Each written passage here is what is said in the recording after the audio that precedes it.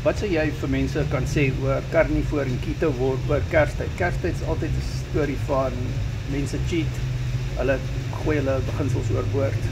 En wat sou jy vir hulle sê?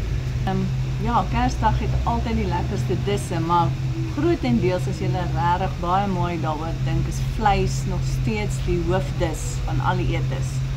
Daar is slaai en alles. So as jy streng karnivoor is, braai jou vleisie, want ons braai baie keer so 'n dag, of eet jou vleise wat daar vir jou voorgesit is, soos koue hoender, koue vleise, tong, beesbout.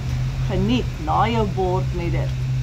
Dan vir ons as keto wors, ons het daarom so bietjie, ons kan daarom groen slaai saam met ons vleisdisse eet, en ja, so, kies wat jy mag eet, want alles is daar. Goeie raad.